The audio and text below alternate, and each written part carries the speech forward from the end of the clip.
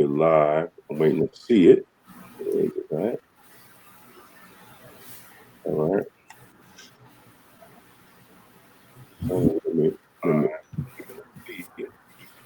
Let me share it.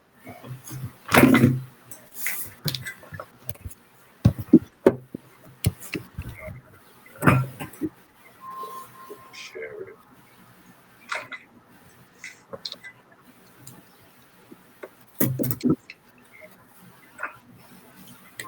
Next.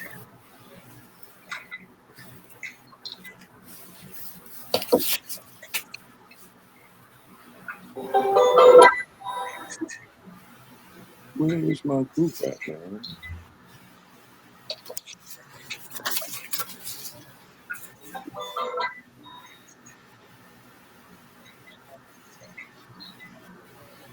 Oh.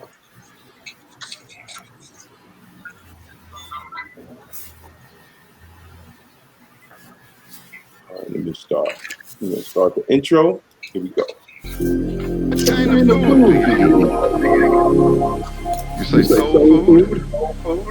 Was that the food of the I don't see how to share it. slave food? The food that we find most satisfying. The food that I don't see how to share it, Damon. The food that we call Where down you home. looking from your cell phone? A food that we learned to eat in the quarters. And yet Is this we in dare say we have escaped slavery. IG or That we have Facebook? nothing to do with those people back I then. don't see. That was back You then. got to turn it down, too. We're not whole very social life, Okay. social relationships, our very definition of ourselves as a people, our very attempt to commune with I ourselves sure don't see it. mediated by the Should food be on my of page. slaves. Go on my Facebook page. Scroll down. It should be We have live. not escaped at all. But it is time for us to change the slave consciousness.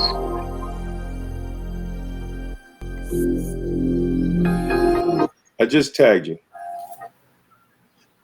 Okay. Good morning. Good morning, everybody. Good morning. I just tagged you. Did you see it? I'ma look. We trying to figure out this. Okay, he mentioned me in a thing. Okay, let's see.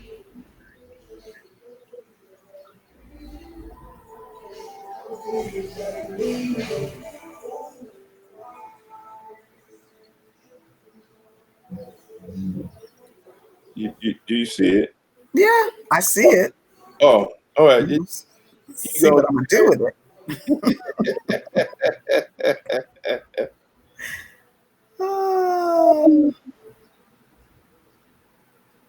I'm technologically challenged. It's a story I tell myself.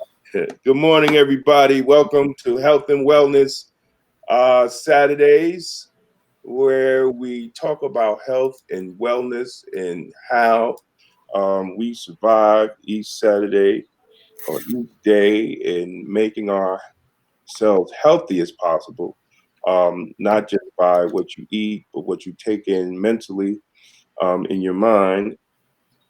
And I have a friend here, long friend, my home girl. She is someone that I think all the people should look out for. She's an author. She's a teacher, right? You got your doctorate too, right? No, I don't have my doctorate. I'm starting in the fall. In the fall. Okay. Motivational speaker. She keeps me on my toes. This is my homegirl, Sharmayne Jenkins, and we're going to talk about what do we do when we set our goals. When you're trying to live healthy, you got to have goals, right? When you're trying to do a business, you have to have goals, and you also have to have goals in your life. A lot of us fail because we have no goals. We just live life freely. But we must have goals to achieve, and we must have how do we achieve those goals? So I asked Sharmayne to come on because I'm going to put a book up. She has a new book, Begin Before You Begin. Oh, I gave you the wrong cover. It changed to Before You Begin. My bad. It changed, but it's just Before You Begin now. Before you begin, 10 things you need to do before you set one goal? Yes.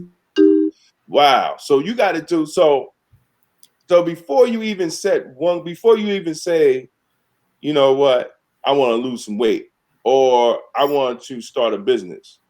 There's 10 things you need to do before you even get to that point of having that goal.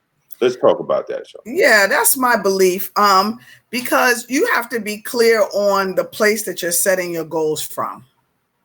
Right. And so you can set goals, but will they be the best goals for you? Will they be empowered goals? Mm-hmm. Right? Will they be goals set from a narrative of pathologies that your family has had? Right? Mm-hmm. Like I owned a hair salon. I was a business owner in that capacity for a long time. Mm-hmm. And when I set that goal, it was from an uninformed place and it was from a disempowered place. Mm-hmm. Uninformed in that I didn't even understand everything that was possible as a hairstylist.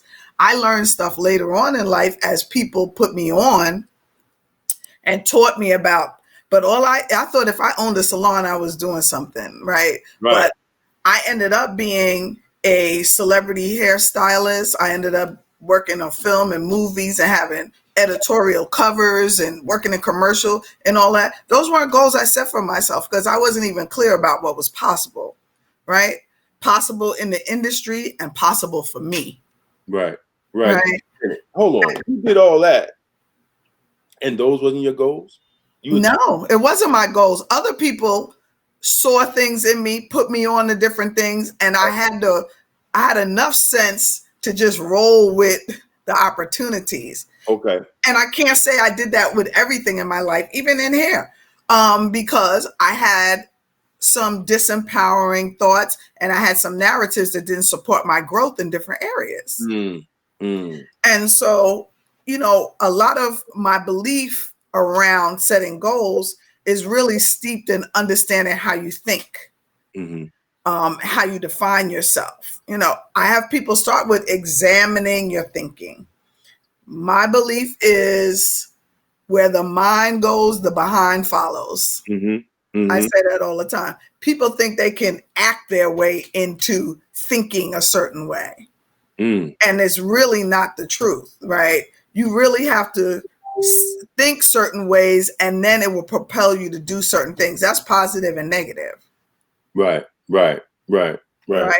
So you need to examine your thinking. Is it empowering or is it disempowering thinking? And there are many dichotomies to that I encourage people to look through. My book is a guided journal. So I talk a little bit about, each stage in this. And then I give questions to propel people to get an understanding. I call it like having a coach in a book. It's a mini coach. You don't want to pay me. If you don't want to pay me, you spend this $20 on this book and help yourself a little bit. And then, you can come see me later if you want to. Exactly. Right. But there are so many different ways of thinking, right? Mm-hmm. A lot of people, they have beliefs. They have beliefs about themselves, what's possible, and they interact with their beliefs as if they're goals. Okay. Right. Okay. So they don't get the difference. Once you think something over and over and you decide to believe it, you interact with it like it's fact. And then people will be definitive about what's possible, what's not. I can't do that. Right. That's not for me. Exactly. This and that. Who said, where said? I said. You're the only person that said it. Exactly. Because the universe didn't say that. Exactly. Right? So people get stuck in their beliefs. They interact with them as their fact. And not just beliefs about themselves, beliefs about other people, beliefs about jobs, beliefs about the universe, everything. And if you're not clear on that, you got to examine that. Where did that come from? That's you right. On Facebook, you on social media, you see people with their beliefs like it's stone cold fact. Exactly. Wrong and strong. Let me ask you a question. How do we adjust our beliefs Because a lot, back, I mean, in the black community, they just say that person's stuck in their ways, and they don't want to change. How do we um, evaluate ourselves to know that our beliefs are off track in what we're trying to do, or just in advancement of our person? How do we figure that out? Awareness is big, and it has to be intentional. And I think a lot of awareness comes when you're exposed to different truths, right? Mhm. So being actively engaged in your growth, reading books, Mhm. watching videos, Mhm. exposing yourself to great thinkers or different philosophies around things will just get you thinking, right? Right. A lot of people are on automatic pilot and they're not open to trying to find out what's wrong or what's right? What's working, what's not working for them. Mhm. If you make a concerted effort to try to have an awareness around who you are and what you do, you'll start seeing yourself. Like a lot of people aren't looking at themselves. And like you said, they're like, that's just who I am. It is what it is. Right. Right. And from a psychological theory, that's called having a fixed mindset.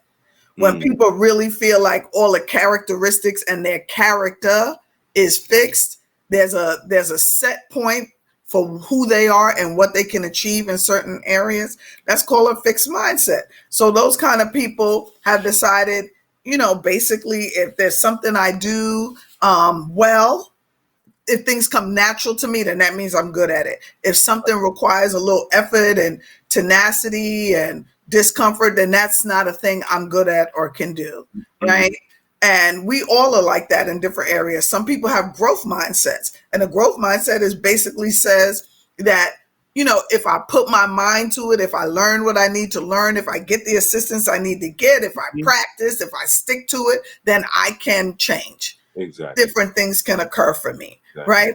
And so we all have those mindsets in each area. But if you're not willing to look at what you're saying to yourself, right, which is the second part, for me, step 2, well, it's step 3, actually, discovering your narratives. You got to look at the story you're telling yourself about yourself.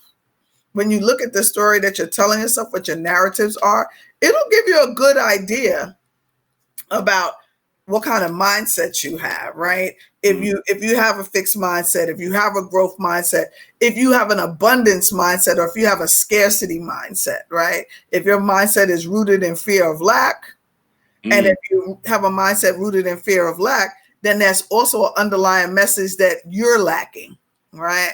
Or do you have an abundance mindset?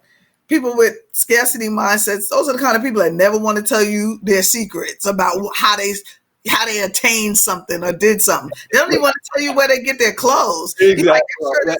I'm like that. I ain't telling you where I got it from. See, that's a scarcity mindset. Google it. Listen, even if they wore what you wear, they're not gonna look like you look in it. They're gonna look like a before and after picture. Exactly. I'm like, why am I telling you where I got these sneakers from, man? Listen, go ahead and get them, because you're going to feel bad later anyway when you see how they look when I put it together. Right? Exactly.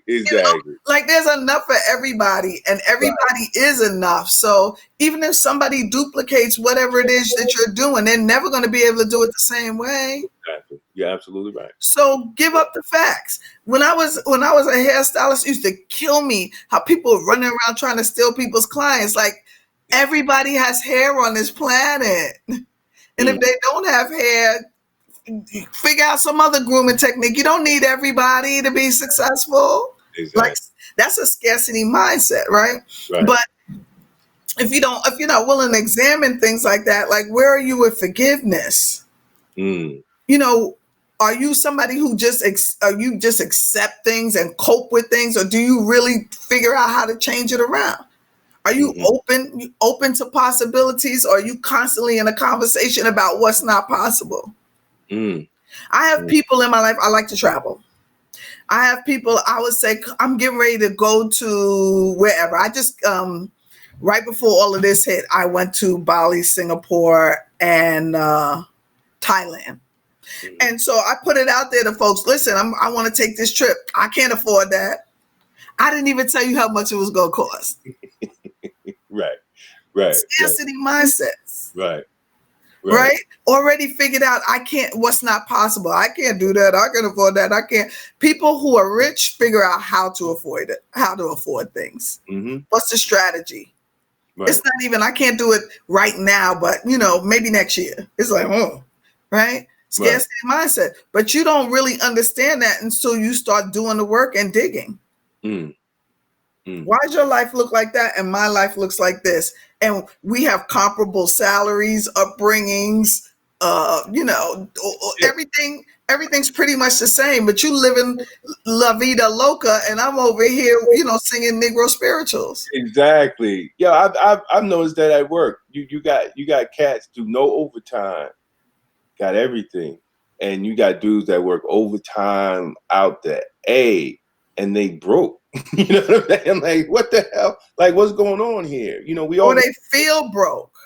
Well, yeah, that too. Right? When you have a scarcity mindset, you can have a lot of things. Listen, I had it. And again, nobody's either or. Like, we all vacillate between each extreme of the spectrum. And then in different areas of our lives, we're going to go back and forth with those. But I come from, my father died homeless, right? We had a solid middle class background, lived in one of the, solid middle class enclaves of Queens, Cambridge Heights. When I was growing up, he had the Cadillac convertible white, and my mother had a Volvo. We did this, we did that, solid. And because he was abusive, there was a time when we weren't around each other, but ultimately we did get back in contact, and then I would see him intermittently. But when he died homeless. My father was set on fire while he was asleep on a park bench in Thompson Square Park, right? And I found out much of what had occurred with him the whole full year before that, based on newspaper articles, because it was a big deal. Back, it would be a big deal now, but it was really a big deal when he died in 1989, right? And so while I didn't see him a lot because I was with my mom, I was taking care of my mother. My parents died 2 months apart, right? And so my mother didn't want my father around because he was abusive. And so I couldn't really be in relationship with him that much, but he would pop up. And when he would pop up, I would say to my mother, something's not right. Because my father was like, you, Damon, fly. Like, it was, I got it from him. He was always sharp. And now he came with a suit on. He had a full suit on when he came up to the hospital, but it was dingy. And I was like, that's not him. Right. But he wasn't going to tell us what it was. Right. All that to say, I had a lifetime of watching my parents struggle. My father ultimately died homeless. Right. And the last I knew, he had a city job. The last I knew, he was working for the motor vehicle. I don't know what happened there, right? But it set me up with a scarcity mindset. Right. Because you watch these people, my mother worked 2 jobs, and you watch this and you watch that. And I always felt like she never felt like, even when she was dying, I was telling somebody the other day, I was like, Ma, let's go to the Bahamas.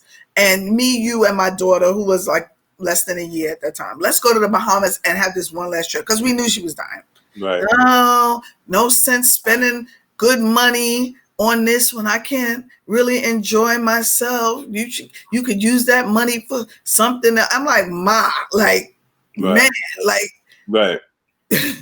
Come on, you could spend a little money. Exactly. You can spend a little money. She's like, no, I'm not going to spend the money. You could use it later. And she died with $800 in debt, right? And gobs of this and of that, like, for who she was and what she did. She's one of them stories you hear where they die and, they had set this up and still wouldn't spend any money. Right. I was telling my friend the other day, like, I don't remember my mother ever splurging.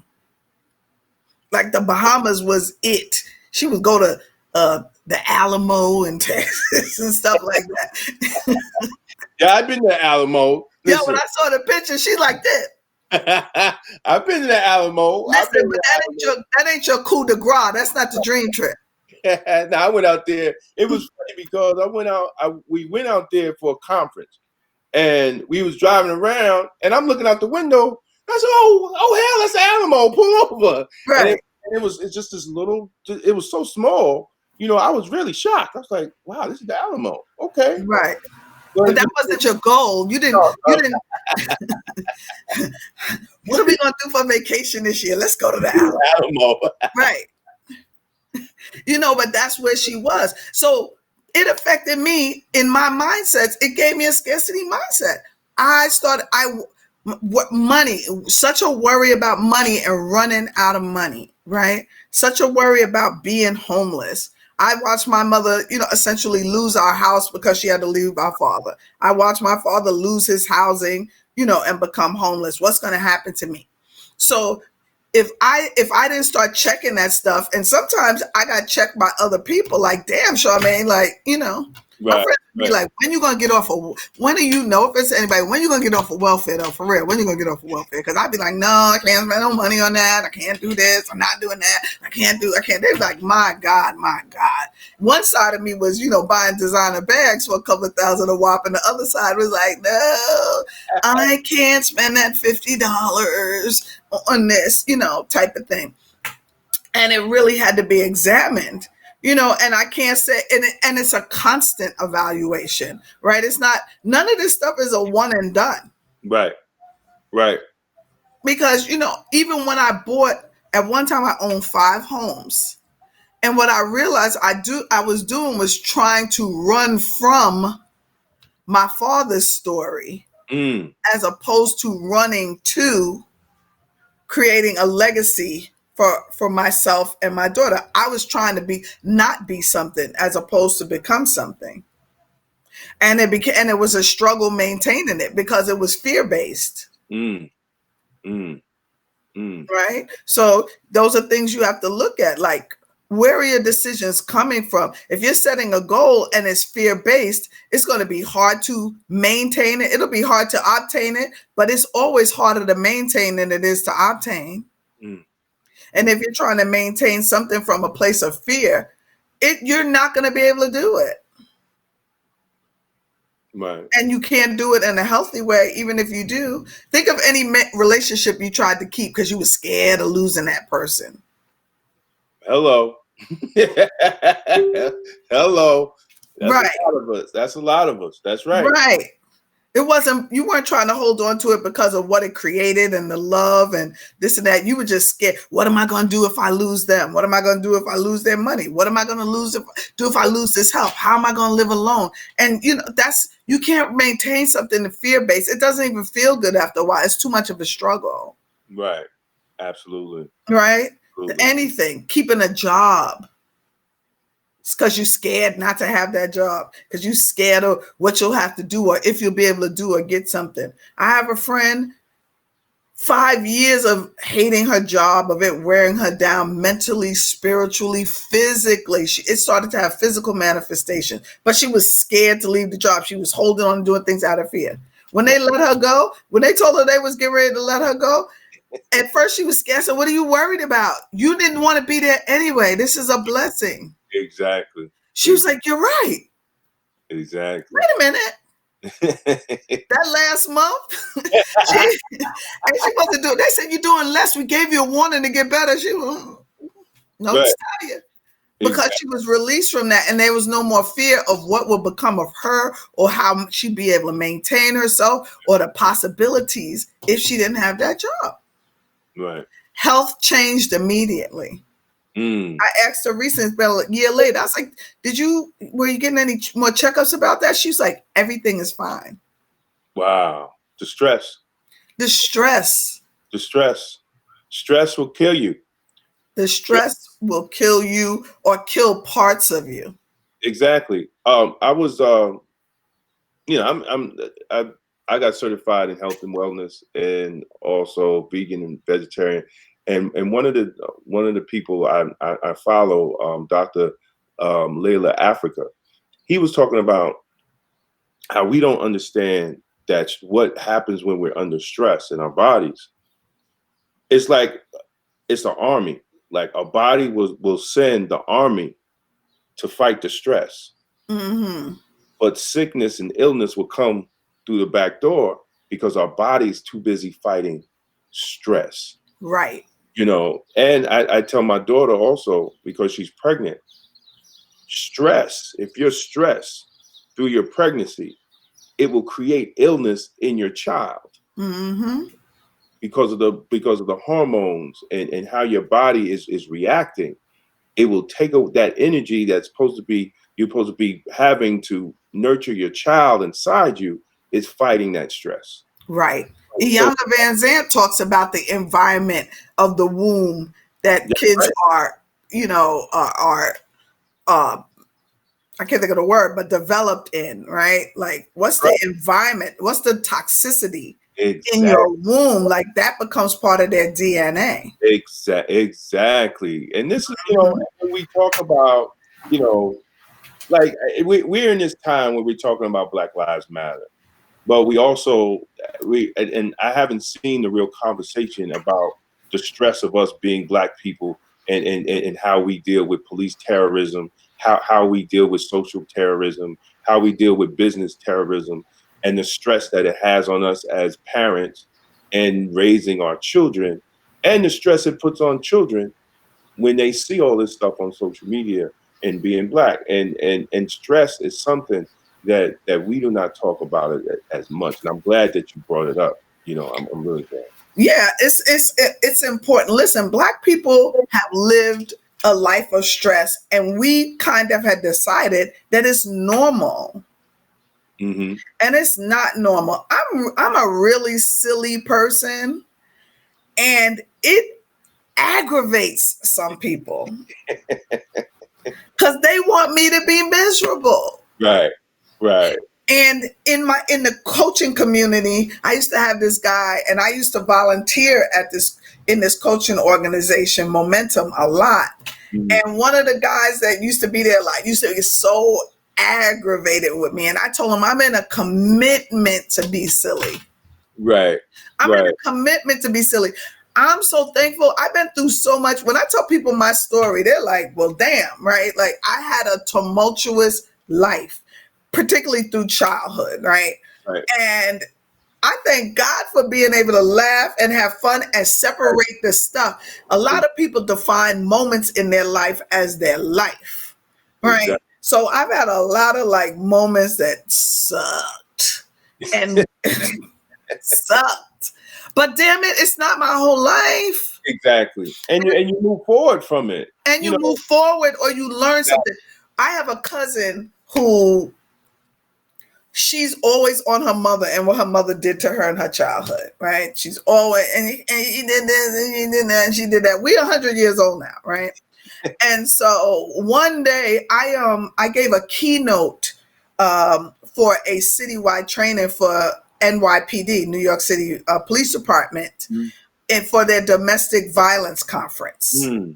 Because I grew up in that, and the inspector that was in charge of that division knew something about my story, and that I was a psych professor, and that I dealt in that. So she really wanted me to talk to the cops to make them understand what creates that, what causes that, different things like that, right?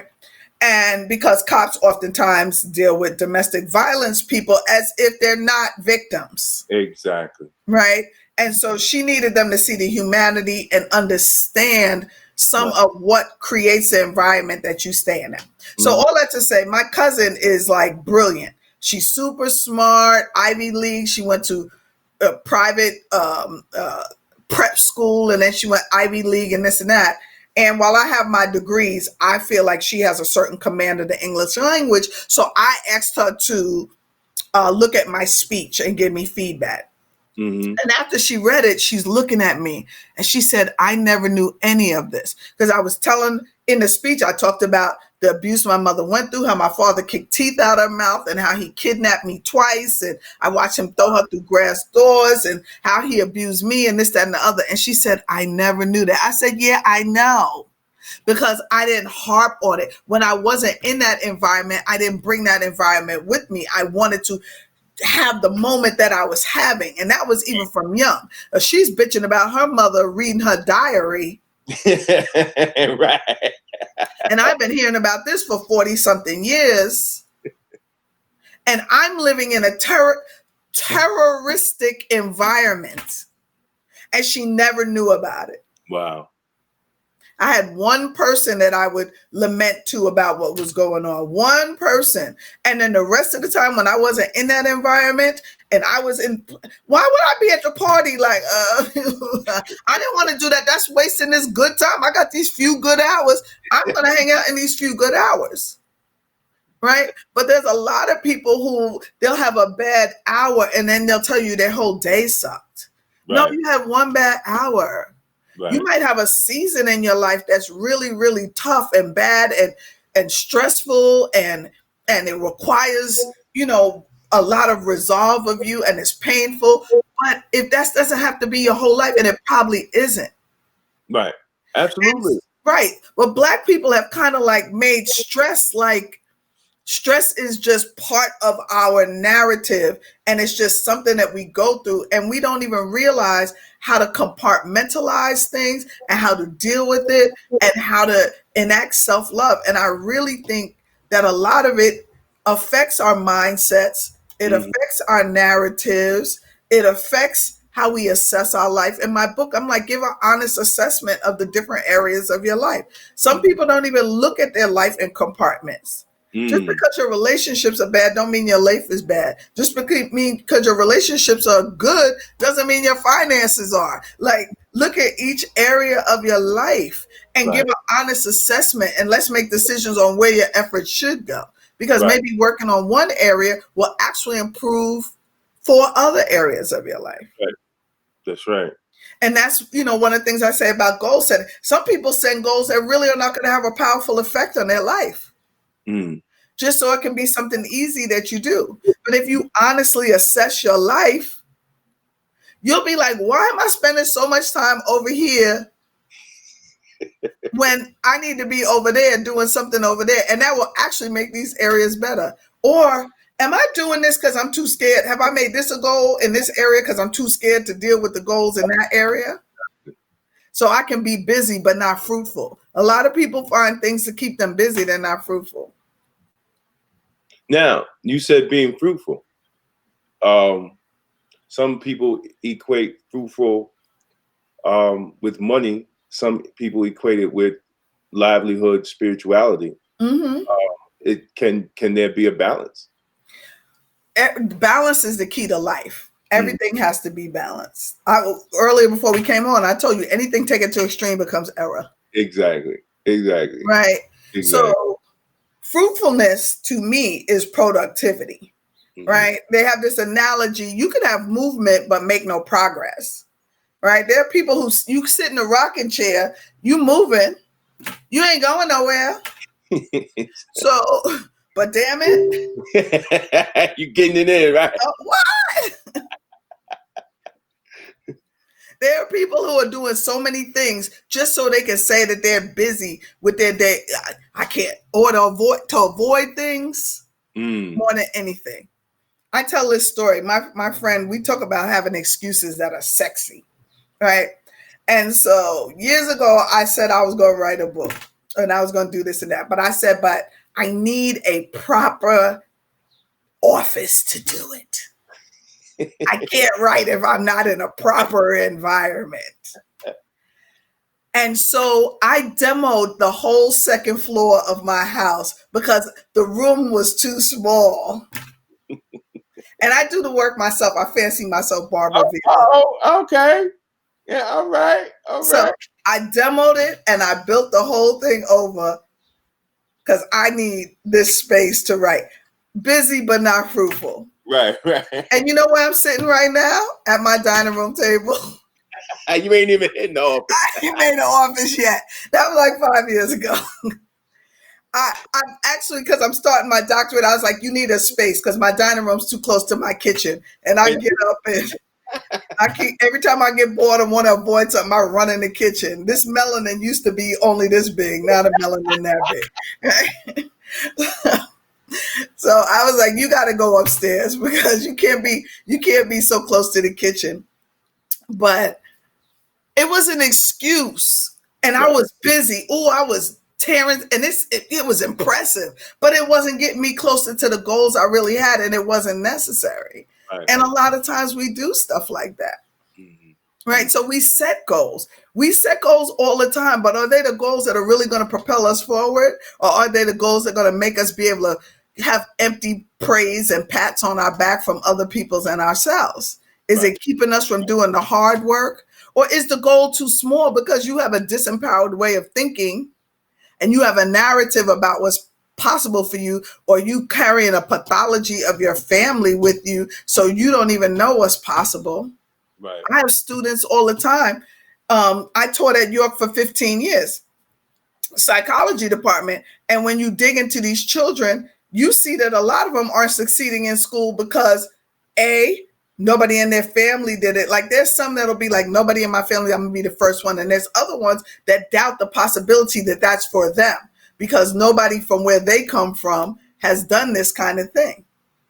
And psychology shows that you will ultimately bring your life down to the place that you think, or up to the place that you really feel is possible. It shows that with money too, right? People make a lot of money and they lose it sometimes because they don't really believe that they're worthy of having a lot of money. And so where your mind goes, your behind will follow. If your mind says you do not deserve to have a lot of money, you're not worthy of a lot of money, you can't handle a lot of money, money is not for you, then you will, even if you made it initially, you're going to find some way to not have it.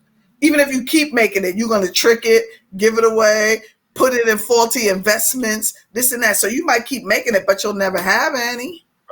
Right. Because struggle is your middle name. People have a context sometimes of struggle. Black people a lot of times have a context of struggle. This girl once in a coaching thing said, I am the angry engine of my little struggle bus. That was the context. I thought that thing was so deep. Wow. She's the angry engine. The angry engine of her little struggle bus. Angry little struggle. And then you want to know why your world doesn't expand. Right. And when she realized that context, when you get the awareness of what's the context, what's the narrative you hold your life in, when she got that, she got to change things. Awareness is key. Yes.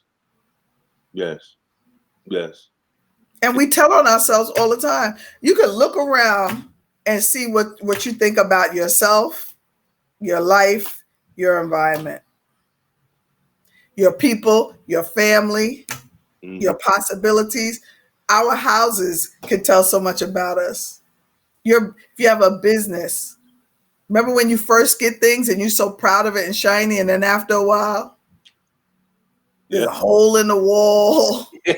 Exactly. Your bathroom's dirty. You only got 2 glasses left from the 8. You like, whatever.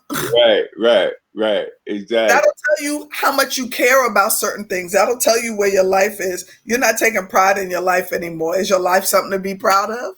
Right. Exactly. And if you're making a goal from that place, then what? Right. That ain't going to work.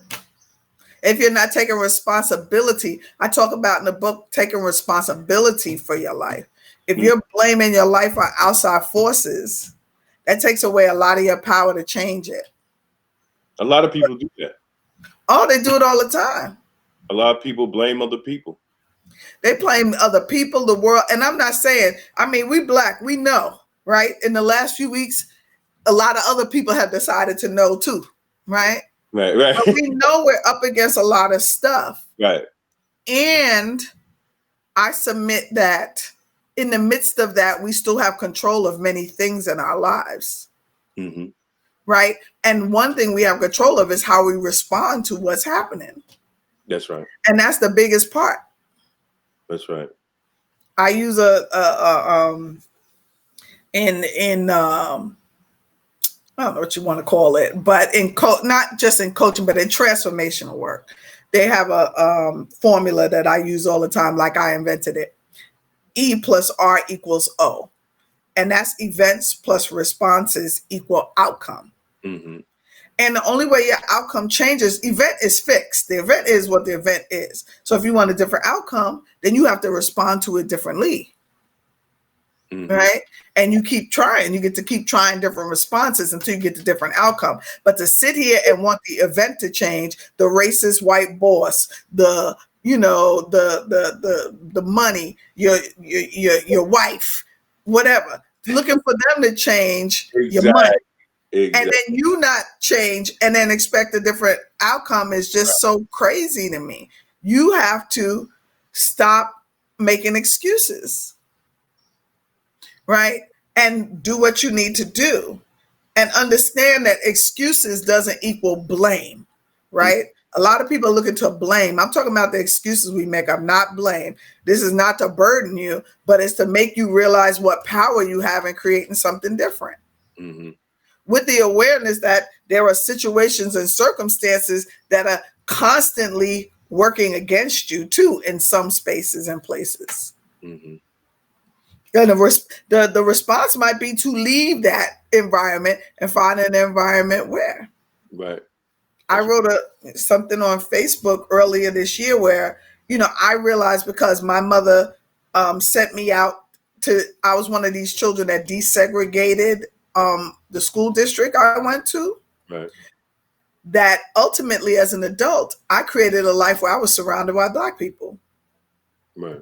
I've worked for myself pretty much all my life, but I intentionally surround myself with Black folks so that was my response to the event. Exactly. Mm-hmm. And I have to go into those spaces a lot with different things I do, but I get to leave them quick. Like I've never had a job where I had to sit there and just navigate this stuff. And my friends were like, and you can't, Sharmayne. You don't have it in you because I'm like this. I'm sorry. Exactly. I really look up to people who find a way to have the control and figure out how to, manipulate the situation. I'm just too brazen for that. Right. Right. Even when I'm sitting still, I'm still kind of brazen about it. And I never developed that skill to be able to navigate those waters in a way that doesn't offend the people that offend me. Right. Right. So that was my response to it. Mm-hmm. It might have to change later if I want to have certain outcomes. There are things I want for myself. Right. So I'm going to have to learn to respond differently because they're just on certain levels. You're going to have to deal with people that might not respect you, and you have to figure out how to navigate that and still have the outcome you want. Yeah. Yeah. And that, and I was telling you before we started the show, my friend Chris Lattimore, he was like, brother, you can't go Khalid Muhammad on him all the time. Right. And I said, well, I'm only doing that when you see me. You just saw a couple of clips like that. That don't mean I'm doing it all the time. But I do understand. There's a point when you're trying to accomplish certain things. You do have to change. How you achieve that goal. Right, because if that's not working, you keep doing this over and over again, and you're not getting the outcome you want, and then you blaming everything but yourself. You have to do something different. Right. You have to do something different. So until you're willing, and that's a general until you're ready to take 100% responsibility for what's going on with you, then your goal making is going to be skewed because your goal might be to get them. My goal is to get them to change. It's not a good goal. Exactly. Right. Exactly. Right. Because we all change. Even in a relationship, you're the person that I married 10 years ago, who I was 10 years ago, I'm not the same person. So why should I expect them to be the same person? Right. And you couldn't be the same person if you wanted to. Exactly. Everything dies. Everything dies and is regenerated. Right. And it doesn't come back the same. Exactly. So how you not going to do it? Not only are your cells dying, but there are parts of your personality, parts of your character, parts of your thinking that have died. Right. And then new things have been birthed. Right. Exactly. And if you were the same as you were 10 years ago, well.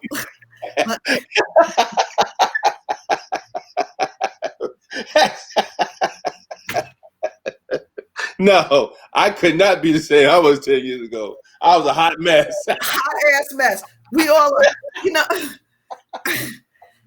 I tell my students all the time, you know, you think you're so smart, right? You think you're so smart. Wait till you turn like 30. Because, you know, they're in college, they're 21, 22. They think they know everything. And I would tell them that in context to their parents. I said, y'all don't listen to your parents because you think your parents are dumb. Because you figure if your parents were smart, they would have made a better life for y'all than they did. If this all you created, you can't be that smart. Because me, I'm going to figure it all out. Already got it figured out. I know what I'm going to do. Right? And then when you turn 30, you're going to realize how stupid you were at 20. Exactly. I said, and guess what? When you turn 40, you're going to figure out how dumb you were at 30. And let me tell you something, because I'm almost 60 at this point. I figured out in my 50s how stupid I still was in my 40s. I said, let me tell you something. If these 60s show me I'm still stupid in my 50s, I'm going to have an attitude. Each level, we feel like we got something figured out, and then we get to the next level, and we're like, oh, man, you really blew that 10 years. Exactly. Like, what the hell was I thinking back then? Exactly. Long and strong. Strutting. What? You know, so you want growth. You should be changing. If the people, like you said, that's just who I am, like, you know, biologically, physiologically, if you're not growing, you're dying. Like, that's the cycle. Nothing stays the same. You're either growing or dying. So if you're staying the same, you are essentially dying. And the world is moving on, and you right here. Sooner or later, you're going to be further and further disconnected from everything. Reality, relationships, possibilities, all of that. Exactly. Sharmayne, we got a lot of comments. Oh, do we? What? You know, I can't see anything. Are you kidding me? I'm just talking. Let me look on my phone. Morning Wisdom, Latanya Baptiste. Thank you for this. Shannon Rowan. Georgette Hercules. Sharmayne, check me about my scarcity mindset. Den Ease. I feel like you're talking to me. LOL. Latanya says, and that is how fear blocks our blessings. Shane Rowan says, what's next? Just tuning in to this negative part of life and thinking. Carol says, so helpful and amazing. Carol just says, just life. T. Zampanini says, thank you for sharing. She also says, Sharmayne, you're speaking to me. Thanks. Alita Castillo says, wow, powerful. Denise says, you are saying everything that I need to hear. Latanya says, event response outcome. Cassandra Baptiste Edwards says, powerful. Carol says, how work is not to have navigation. Oh, it's moving on me. How work is not, where'd she go? How work is not to have be submission. And then Latanya says, Lord, please, Lord, say I'm not still stupid at 16. Robin Middleton says, awesome Black woman. Amen to all that. Bernice Wooden, yes, Sharmayne Jenkins, you are dropping gems this morning. If you're not living, you are dying. And then Cassandra says also mindfulness.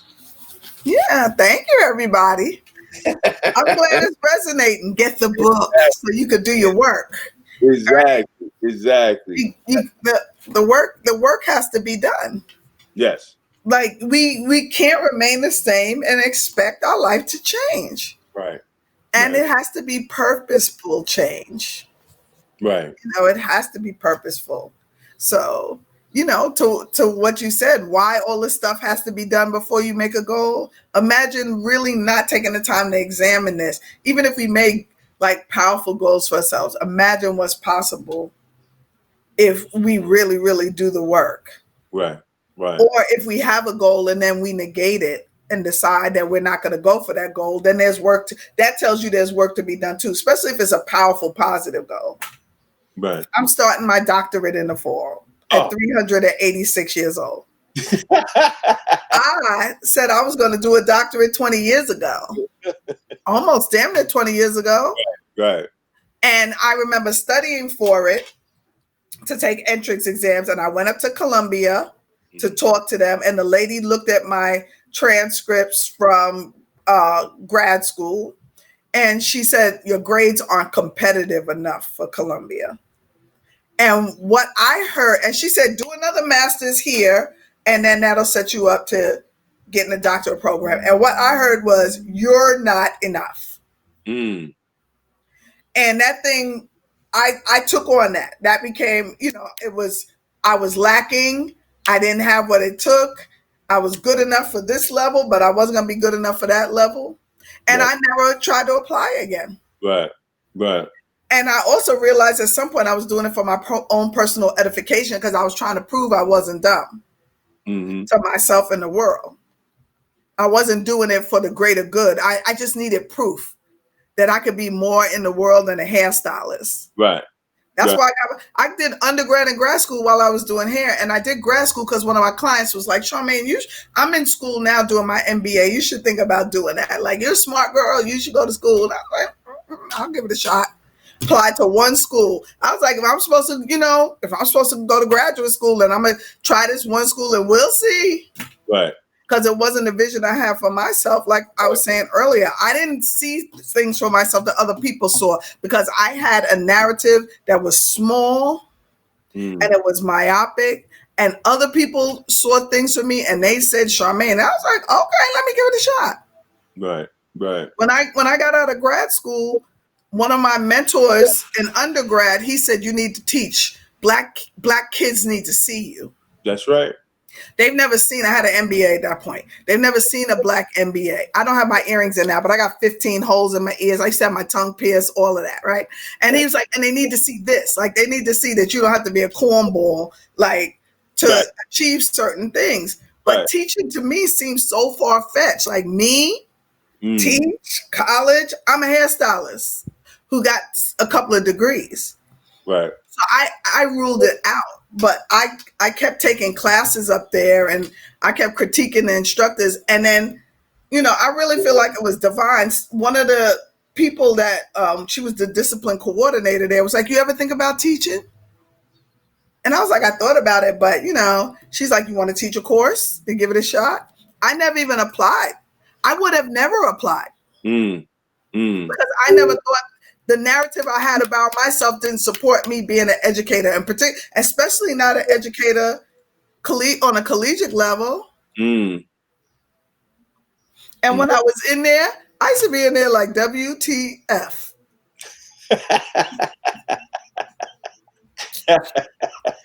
What the hell did I get myself into? I can't do this. I would literally sometimes turn to the board to write just to have a talk with myself. And every semester, I was like, I'm not doing this. I'm not cut out for this. I can't do this while I'm doing it. I can't do. My first year teacher, I got nominated for the Who's Who of American Teachers by a student while I was sitting there saying, I'm not capable. I can't do it. Right, right. And so it took me scodioti years. I taught for 15 years. There's a video where this woman talks about fake it till you become it. Right. Not fake it till you make it, but fake it till you become it. Like sometimes you have to force yourself to do things, but that's a mindset. That's right. Right? That I am going to do this even though I don't believe in the possibilities. I know I can create this for myself if I just keep at it. And so I would go every year. I would be like, I'm not doing this. And every year she's like, you're supposed to submit your courses that you want to teach and when you want to teach. I wouldn't submit nothing. And every semester she'd be like, I have something for you to teach. I put you on the schedule. I was like, damn it, man, I didn't say I was coming back here. It took me 5 or 6 years to see myself as educator. Like to really see myself that way. And it took 10 or 15 more years for me to see myself as somebody capable of going through the rigor of a doctoral program and that I was equipped and prepared and smart enough. I still had to battle that. So me making goals from the place of not smart enough, not good enough, not equipped enough, not prepared enough would never allow me to apply for a doctorate program. Right. I had to do the work and I had to have people who supported the work. Right. Yes. Right. Up until for like 2, and this is God. And I talk about this in the book too, like attracting things into your life. Once that you've done certain things, like it like leaves you open to attract things into your life. That's after you've set your goals, right? And a lot of that comes with gratitude, but just being open to receive, right? And so I was volunteering at the same organization, and I told a woman that was volunteering with me who I'd never seen in the 5 years I've been there, I really want to get a doctorate. And she was like, oh, I'm a dean at Columbia. Columbia.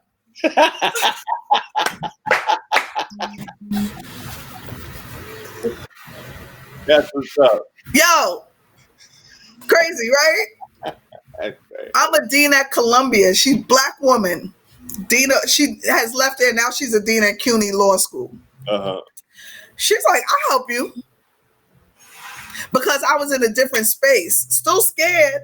Still ambivalent about it. Took me 2 more years to apply. But as I became more open to what was possible and who I was and my mindsets about it changed, I started attracting different people and information into my life. And so she started sending me school. I said, well, I don't want to take no entrance exams. Like, I don't want to learn geometry again. Not now. She was like, there's schools that you don't have to take entrance exams. I was like, well, I don't want to do this. There's schools that you don't like. And because I had all the things to make sure I kept myself from doing it. Right. While I said I wanted it. And she was just like, boop, boop, knocked it all down. Hold on. Everybody's asking where they can get the book from. Uh-oh. Like, where the book? Where the book? That's so funny. Somebody put it in there. So Gumroad, G-U-M, Road, ROAD.com. Somebody found it. Yeah, Latanya, she put it in there. Yeah, it's there. They can go to my website and it'll link you to it. My website is reinventionnow.com. That's a little easier for some people, but Gumroad takes you there. Reinvention Now will give you will link you to it if they want to. Or they can go to my Instagram, manifest_coach, and the link will be in the bio there too. Try to make it easy for folks. And let me know, it's just a digital product. So a lot of people are asking me, if it's hard copy. I just have it as digital right now.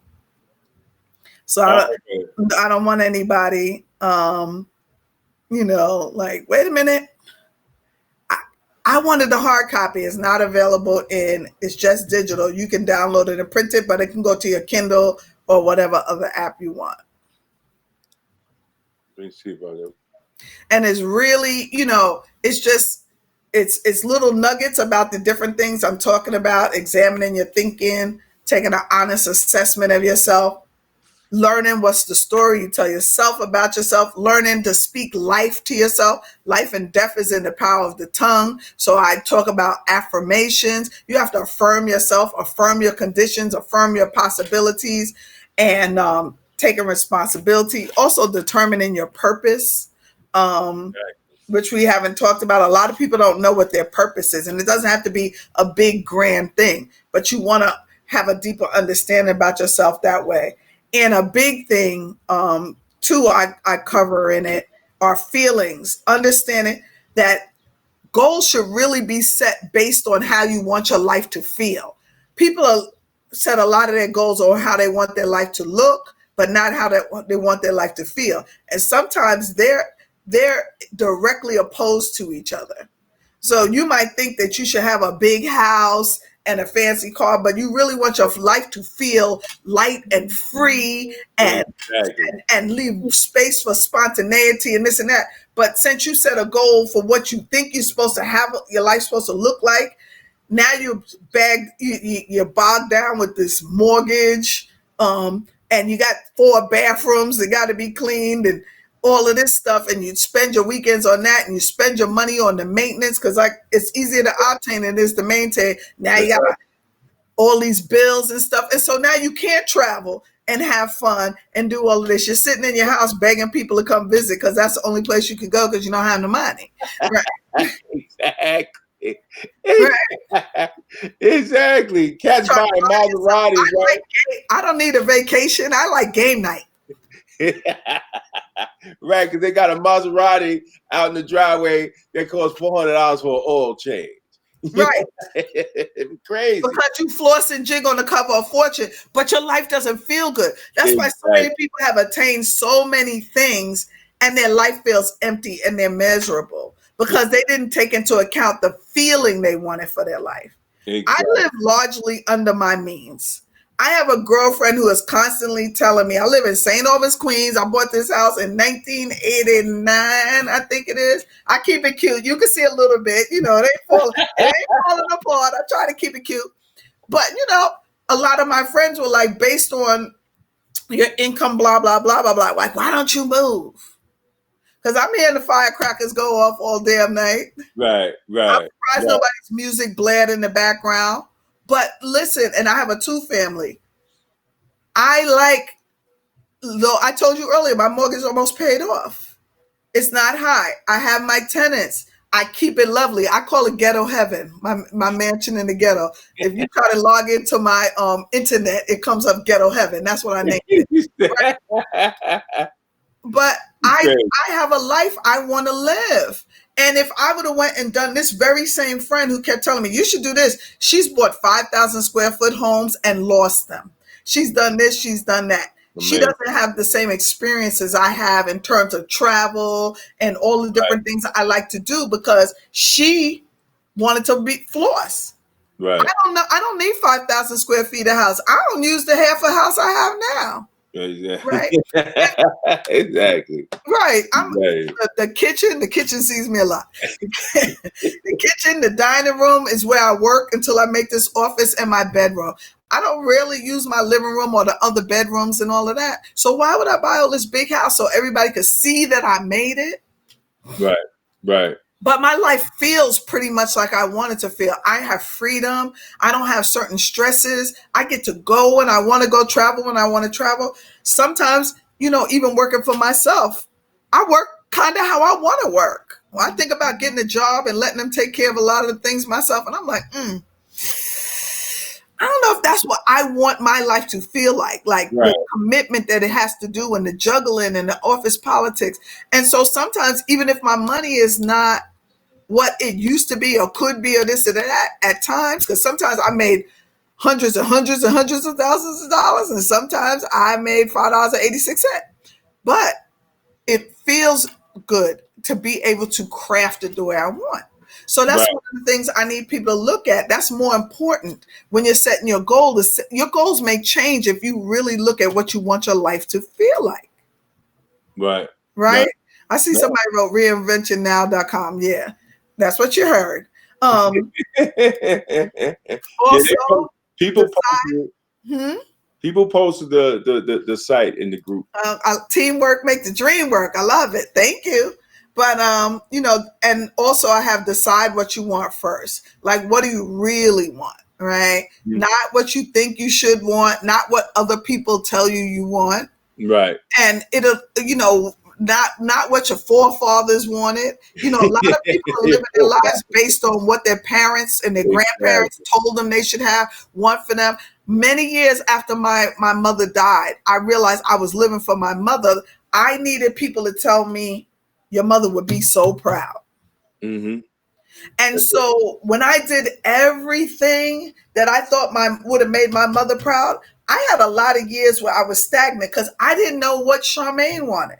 That's right. Because I lived my life off of trying to make sure I did the things that would have made my mother happy. I took care of my grandparents. I did this. I did that. I got the education, blah, blah, blah, blah, blah. Now, what does Sharmayne want? Damn, I don't know. And a lot of people, and a lot of people, if you ask them that, they don't know. They don't know. They don't know. And so you're making goals. Where's this place that these goals are coming from? Mm-hmm. You got to figure out what you really, really want. That's right. And that's not just in terms of assets and accomplishments. That's in terms of what kind of spirituality you want. What's the aura you want for yourself? Like, how do you want to be remembered in this world in terms of impact?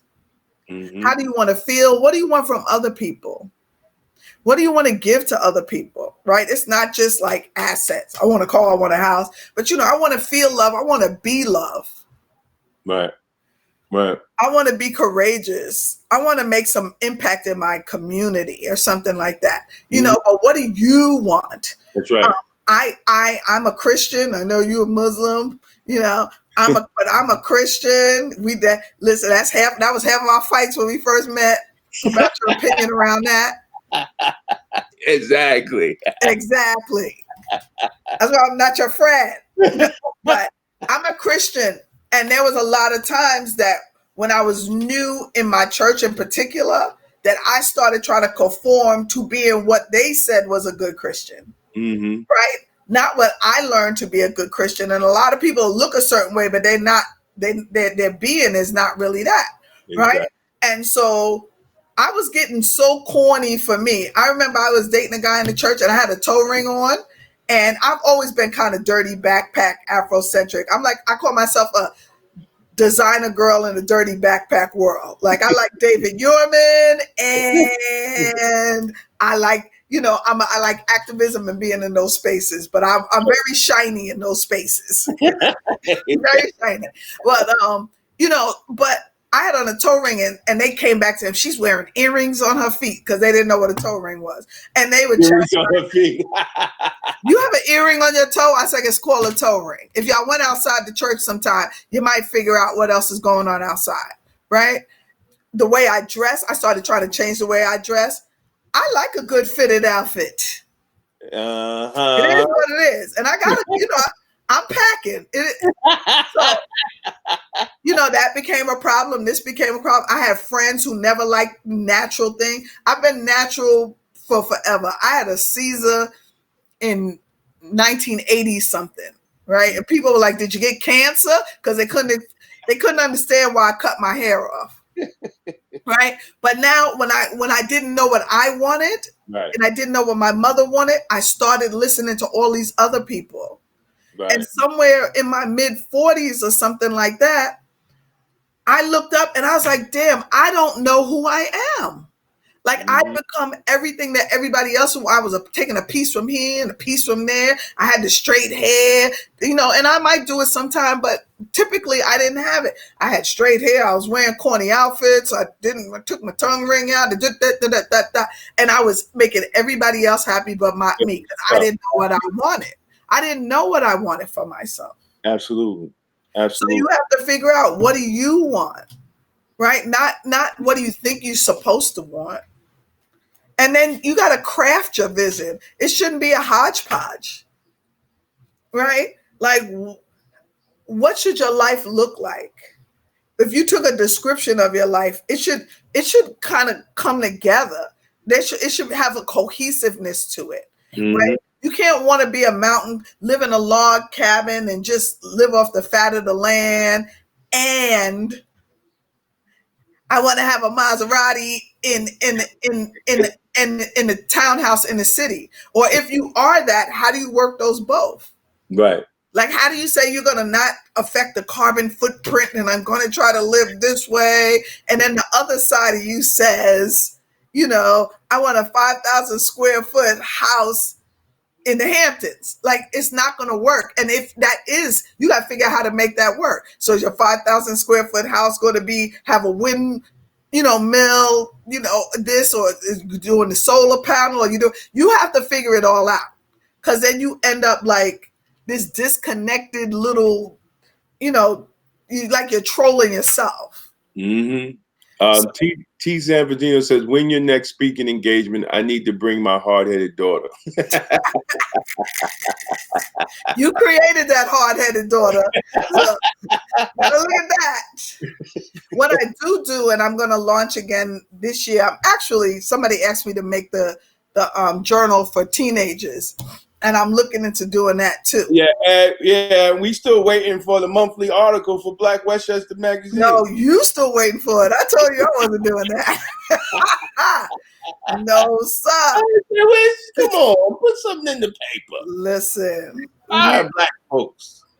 Inspire Black folks. We have to have balance. Can't be. Listen, maybe I might have a good 12 or so. I can do a write up on each of these chapters. There you go. And then I'm getting ready to go to school, and my focus is a lot of stuff I do outside of this is around helping educators. Like, I'm in a commitment to change your education after working in it. So I do stuff around cultural competency in the classroom and implicit biases, which is what my doctor is going to be on. So a lot of stuff is going to shift that way too, because I can't take it no more with these people. Things got to change. and they wonder why I scream and holler so much. Listen, but I don't scream and holler, but I do. My presence becomes known. Exactly. Right. And I get kicked out of spaces, but I'm in a commitment to tell people about themselves in a very amicable way. It's good slideshow. That's one of my goals, to be able to do that. Yeah, I mean, listen, you can impact people. Or that people need to be screamed at, and some people need to, have stuff gently given to them. Exactly. But what I do, and what I'm launching again, and if they go to my website, they can see I have a 6-week small group coaching course that I do virtually, and I keep it very small. And, I interview people ahead of time just to see if they're ready for it, because it's, no matter how good a coach I am, if you're not coachable, exactly, right, it's a waste of your time and mine. So I call it, it's the Reinvention Roadmap Accelerator. And it's really to really work with a lot of these concepts in a deeper way together as a group. We meet once a week virtually. It's been a really powerful experience. I've done it. I do it like twice a year. I find myself doing it in the middle of the year, right? Because we're almost 6 months done now. Right. And a lot of people are going to blame what hasn't occurred in their life on COVID. Exactly. Right. I know I give myself a pass on some stuff. I told you I'm HR puffing stuff right now. It's the COVID. And I got friends that lost 20, 30 pounds during COVID. I'm mad. One of my friends, and because I was a hairdresser in TV and stuff, I have a lot of celebrity friends. So one of my friends Oprah did something one Saturday morning, and I went on it because she was going to be a guest. And she was like, yeah, I lost 13 pounds. I called her up. I said, you've been losing weight during the COVID and holding out on me. I had an attitude. You don't lose weight when there's no COVID. Now you losing the weight during the COVID. I had an attitude, right? So a lot of people are going to blame what hasn't occurred this year on COVID. So I'm really want to do it in July. I said I'm going to launch again so people can like pivot and recalibrate, because we're not going to let the next 6 months of this year look like the first 6 months, because you're going to say, well, COVID messed up my whole year. COVID, really stopped a lot of stuff for 3 months. And a lot of people have thrived during COVID. I got a friend who I had to talk to. She lost her job 2 weeks before this COVID came. And she was all down. She came to my house at the day she lost the job. And she was sitting there. I said, we're not doing that. She another one that didn't like her job. We're not doing that. And she was on the phone with a recruiter. And I was like, you sound thirsty, right? You can't do that. You have to know who you are. Like, we have to work on you remembering who you are and redefining yourself. She just got another job, twice the salary. And she was making a good chunk of change. And the crazy part was they called her back because she didn't negotiate, which, I said that comes from the mindset of just being happy with what people gave you because it was more. Right. They called her back and said, we made a mistake with our offer. We were supposed to give you 30,000 more. Who does that? Wow. During COVID, right? Some Right. people decided that and she's in banking. Some people have decided that they can't do it because banking's down and this is that and that and that, and they're going to wait and this and that. She was actively engaged in interviewing with a mindset of what's possible and who she was. And what she did was not only attract a better job with better terms, she even in her own way made these people regroup. Who comes back and offers you $30,000 more after you signed the letter accepting what they were giving you? Exactly. So her salary is basically $100,000 more, and then there's people sitting around here like, I can't get no job right now. Not the way this market is, blah blah blah. Right? So I'm doing my course. I generally do it in the middle of the year anyway, and then at the beginning of the fourth quarter, because a lot of people give up on the year. They're like, well, if I didn't achieve what I wanted to this first 9 months, then this year's a bust. I'll start over in January. Exactly. But like life can't change completely in 3 months. Right. So I do it twice a year, but really I feel compelled. It says, how do we feed our mind and stay focused through the event of menopause and tough changes along with other distractions? I hear it's a 10-year-long journey, Lord. Help teens, but help the old folk. I know it says see more there. Yeah, that's a great question because I am a few months from 57. I was going to say 47. Look at me dreaming. I'm a couple of months from 57, and I've actually made most of the biggest changes in my life after 50. And I left hair. I left a relationship that was stagnant. I changed careers. I used to do a lot of TV. I started doing TV, which is something I wanted to do. I actually started getting on the shows that I was working on doing hair on. Right. And I divested of all my properties, the other properties I have, because I realized they came from a scarcity mindset. I did a lot of what I feel like are the biggest things I've done in my life post 50 years old. I'm getting ready to start this doctorate program at 57. At first I was like, what are you doing that for? Like you 150 years old, like what? And I have to remember that all things are possible until we're gone. So I have a passion for us old folks. I have a passion for the young. I have a passion for everybody. Like I feel bad for young folks because they so caught up in thinking they're amazing that they don't even realize all the work that needs to be done to truly be amazing or what's really possible. Right. But I also have a passion for folks in my age group because a lot of times we discount ourselves and we feel like our best years are behind us. And, my friend Bevy Smith says it gets greater later.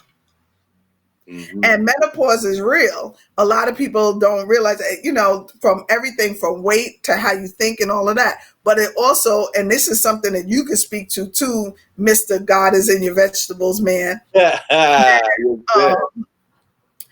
lot of our brain fog and a lot of even our energy and everything comes from our diet, right? And so hormonally, and this is outside of, this is Sharmayne Jenkins talking, not Dr. Jenkins talking, but one of my best friends, and you can look into her. Her name is Jessie Thompson, with a G, Gessie, Coach Jessie. You can find her on Instagram, Coach Jessie.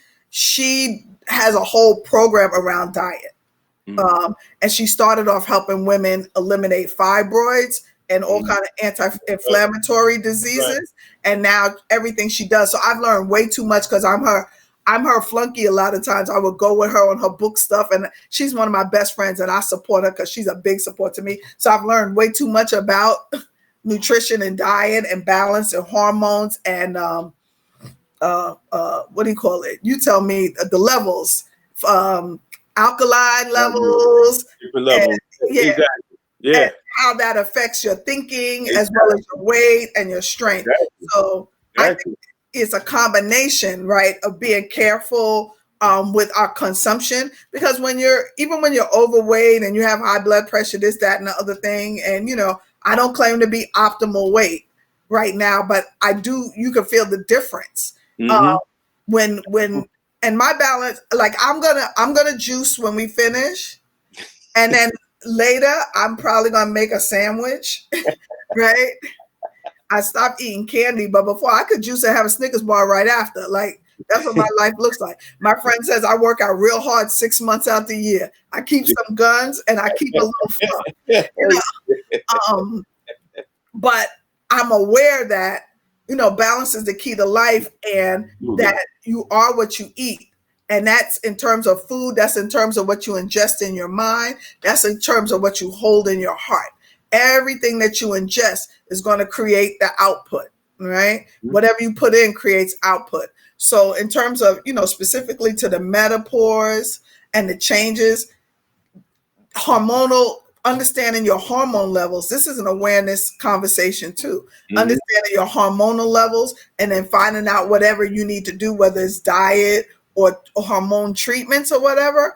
And I've not done that, but I've heard from a lot of people like that hormone treatment is the truth. And they got little stuff you just rub on yourself, creams and stuff. It's not ingesting things that help you balance your hormones, to help you with your thinking. Mm-hmm. Also, I would say you got to start where you are. So if you realize that, the way you think is cloudy or you're not moving forward, then you got to start with little things. Mm-hmm. I'm going back to school in September.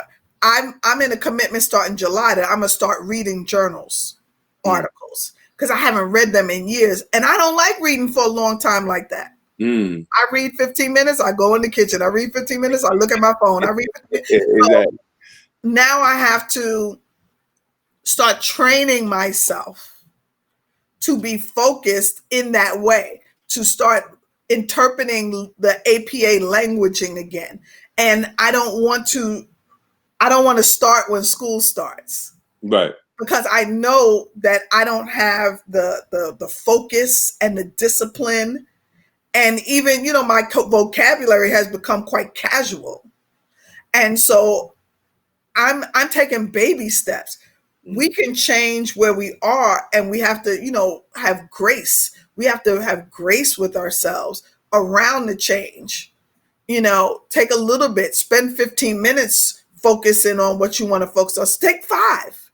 When I started doing push-ups, one of my friends said, do 1 day, do 2 the next day, 3 the next day. He said, if you do it for a whole month like that, by the 30 days, you're doing 30 push-ups. Mm-hmm.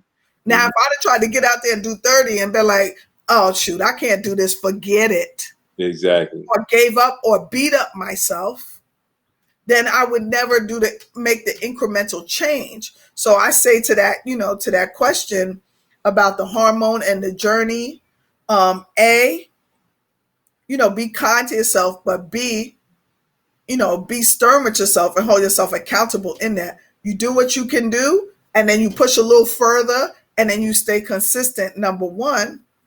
Number 2, figure out what you can support, how you can support yourself in terms of your nutrition or medically with that too.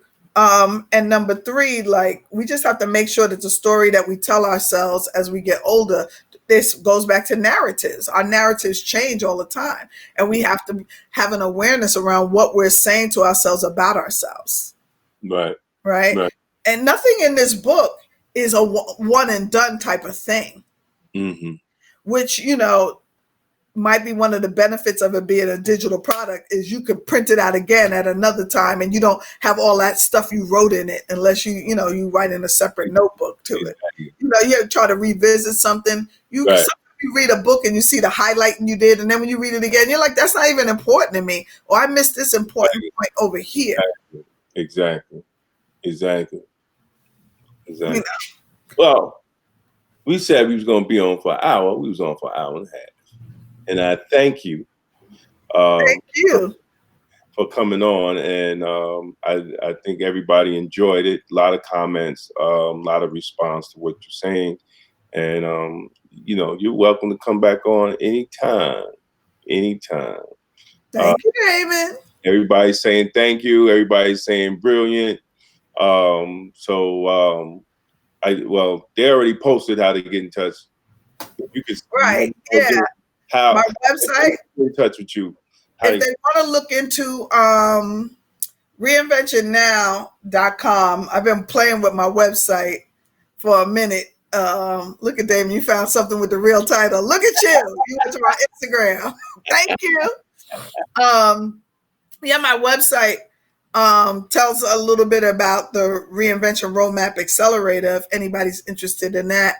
And they can leave the contact information from my contact page and tell me they want to do that. I've been playing with my website again. I had it down for a little while in a conversation about what was possible, but I'm doing it over myself.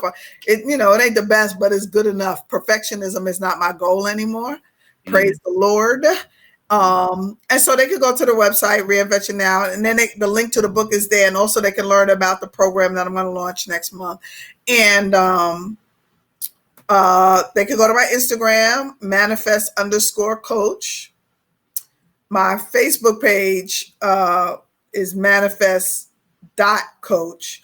And I have a Twitter, but I don't really use it. It looks good to have it. I really just use it to complain to companies because it's the best way to get them. So the best ways is really my Instagram. You can direct message me if you want. I always answer. Follow me and the website if they want to learn more about the couple of programs I have or one-on-one coaching. Great. And I want to thank you. I want to thank everybody that watched. I know everybody's out there, and it's hard to watch a show Saturday morning because people got their kids, they got everything to do. But I definitely appreciate when you're talking about health and wellness, to have people enjoying a good conversation about how we move forward. And Sharmayne, again, thank you for coming on. Thanks for having me. Yeah. We still going to do this for a while, but I appreciate your support. I really do. Absolutely. That's what it's all about. That's what it's all about. I see you doing your thing. I see you. Don't think I don't see you. I see you. I know you see me. I got you. Listen, I was so happy when you came up to York and was a part of my Black History Month panel the other year. I didn't even know you were part of that because Dr. Ron Daniels had asked me. And I didn't know. I said, okay, I'll come. I didn't even know you was a part of that, but that was great, man. It was great seeing you, man. That was a good thing. I stay in good company. Exactly. I got to reach out to Dr. Daniels, man. I gotta check on him and see what's going on. But again, thank you. Thank you, and everybody that's watching, thank you. And remember, as I always say, God is in your vegetables, and we're gonna close out the same way we started. Thanks, everybody.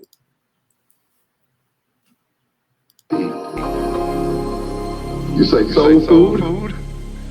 Was that the food of African people? Slave food. The food that we find most satisfying. The food that we find that sticks to our ribs. The food that we call down home. A food that we learn to eat in the quarter. And yet we dare say that we have escaped slavery. That we have nothing to do with those people back there.